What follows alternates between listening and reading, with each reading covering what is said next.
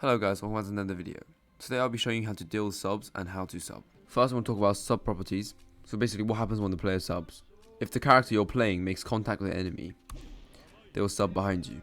If you attack the enemy without making contact, they'll sub in place. This works for all projectiles. However, if they input a direction during the sub, they can control where they sub. For example, if I throw my shuriken, they'll sub in place. But if they input a direction, they can choose where they sub. That's called directional subbing. We'll get into that later in the video. This doesn't work for all projectiles. For example, the projectiles in your combo, that won't work the same. This also works for switching. Pain's almighty push doesn't work as a projectile. See, he subs behind me. However, as a support, it works like a projectile. If it's called in as an assist or support, it also counts as a projectile.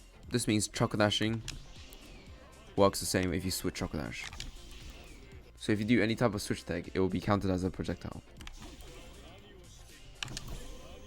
Using this property, this is how sub traps are made. For example, in the middle of your combo, you can add in a shuriken. We can sub in place. So that's a sub trap. Now let me just do a rundown of the plan for today's video. I've already gone over the properties of subbing. Now I'm going to show you what to do when the enemy subs, and then what you're going to do when you sub, and maybe how to avoid sub traps.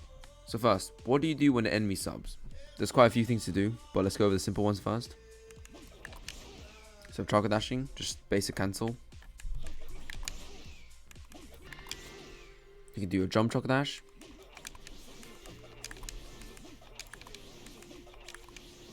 And obviously I'll go into more detail with these in a sec. And then you have an air hit. But this only works with characters that have a long AC1. Of course you have shuriken. So those are the simple ones. Let's go a bit more in depth with them. First of all, choco dashing, the most simple one. You can just choco dash in a combo. And then they sub, just go straight back, you know. Though this does cost a lot of chakra. And the second one is jump choco dashing. Now this costs less chakra than the spark dash. Let's say you're already in the action. You see, my character did a 180 turn to go back to the enemy. And plus, this makes the enemy sub in there. Now something really weird happens if they sub just before you hit them.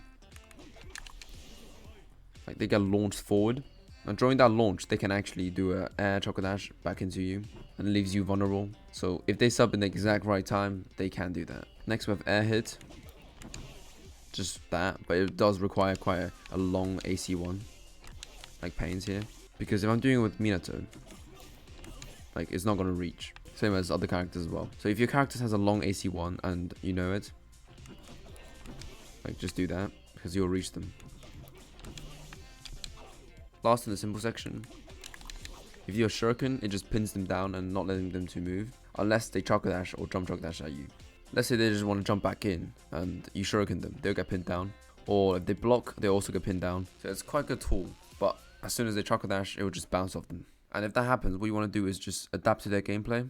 If you see them choco dashing or jump choco dashing after the sub, then I suggest you just stop using shuriken and do something else, so like choco dash or jump choco dash. There's one more I forgot about, which is your items. It's better to use a tag of some sort, because if you pill, you get nothing out of it. You don't pin them down, nothing happens. And then, but the tag, you know, gives them stun, pins them down. Now I can move on to the more advanced things. Now I'm going to be splitting these into two sections. One is going to be sub traps, the other is going to be setups. They sound like the same thing, but there is a difference. So first, let's go over sub traps. Now sub traps, as I said before, is when you make them sub in place. So you can carry on the combo instead of them being behind you. Now I can do this in various different ways. For example, shuriken, make them sub in place. Or you can do a switch combo. If they sub it, they will sub in place. Or if you want, you can mix the two. Make them sub in place twice, or just sub trap them. Items works the same. And paper bombs works even better, because if you sub a paper bomb, like it stays in place underneath them, so when they sub in place and drop down, they'll get hit by the paper bomb again. Up close, you can choose to do a switch dash, make them sub in place, and then carry on with your combo, or switch combo. And then you can do some tech if you want as well. So in practice, you can figure out a sub trap that you can like perform on your enemy every single time. Obviously, sub traps, you're assuming that your enemy is subbing. It's not going to work 100% of the time, because if they don't sub it, then nothing's gonna happen. For example, if I just do the shuriken thing, they sub it, great, I carry on the combo. But if they don't sub it, I lost the combo now. So let's say I'm doing a switch combo. They don't sub it, I can still carry on the combo because they're still stunned from the support. If they sub it, great, I can carry on. So just think about all the possibilities that can come out of your sub trap, and what if it doesn't work. Now the paper bomb is a great example. It is backed up by itself, because if they don't sub it, they'll get hit by the paper bomb. If they do sub it, they'll sub and then go into the paper bomb anyways. So that's a very good way to do a sub trap, and it does decent damage. Here's what I would do if I'm doing a sub trap. So if I catch the enemy, I immediately go into a switch combo. So once again, go ahead and test what's good for you, what you think looks better or works better for you. So that's sub traps. Moving on to setups. Once again, these are assuming that your enemy is going to sub. And if you didn't know, most people sub at about 2 hits or even 1 hit. So a very simple setup is this. Just 1 hit, jump. Like, if they're not patient enough, they might just sub it and you're already like blocking or whatever you're trying to do. Like if you just stop, a lot of people will also sub. That's like a simple setup. You're predicting when their sub is going to be. It's not like a sub trap where you make them sub in place and carry on. It's where you guess where they're going to sub and then perform an action afterwards. Let's say you do 2 hits and a ninja move. Since most people sub at 2 hits, you ninja move away from them. Like that's a setup to get away from their sub. If they're an aggressive player, you can do this. Or you can hollow step. Now I'll show you a few examples of simple setups.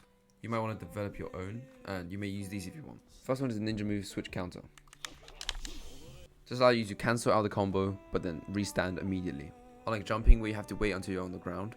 This one, you're already ready for the next attack. Next, ninja move switch ninja dash. So the support will turn around if they sub, but even if the enemy doesn't sub, the support will still hit them, and you can still carry on with your guard pressure, or if they don't guard, your combo. Ninja move switch dash. So since there's a little stop before he dashes, even if the enemy subs, the dash will go the other way. So if they sub, the dash will follow the enemy.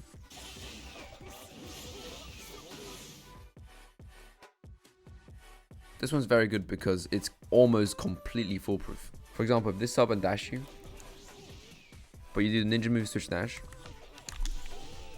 it'll cancel out their dash. If they do a jutsu after they sub, it'll cancel out their jutsu. Like anything they do, it'll be cancelled out by the support. So those are some of the things I'd come up with. Make sure you develop your own, or if you want to use these, that's fine. Yeah, and then implement these into your gameplay so that you can guess where the enemy is going and not let them get out of your combo even though they sub. Now let's get into what you should do after you sub, or what you could do. So after you sub, you could just simply block, jump block, chakra dash if you want, shuriken, directional shuriken, mash, or spark dash. You know, these are simple ones. Tag. So those are the simple ones you can do, but sometimes they're not very safe. Now let's get into what you could do with switching. First off, you have switch dashing, just in case they dash back at you, or double dash, jump chakra dash, switch kunai, and then go into combo. And if you're playing Raza or one of the Sand Boys, you can do switch air hit, or even pain. Quite a large hitbox on the air hit. And then of course you can do a counter if they do dash back at you. Or obviously you can do a switch counter as well, or even a delayed switch counter. So those are like the safer options. And of course you can do a switch combo if you want. That's also safe. Switch jutsu, quite safe at times as well. But yeah, what you want to do is just try to avoid the enemy coming back at you by switching, sending your support out to block the hit for you. Hopefully you've learned something from this video. You learned how to sub, how to deal with subs. If you have any questions, do ask me in the comment section below. And if you didn't understand any inputs, look at the small controller on the bottom right corner. But yeah, that's it from me today. Thank you for watching.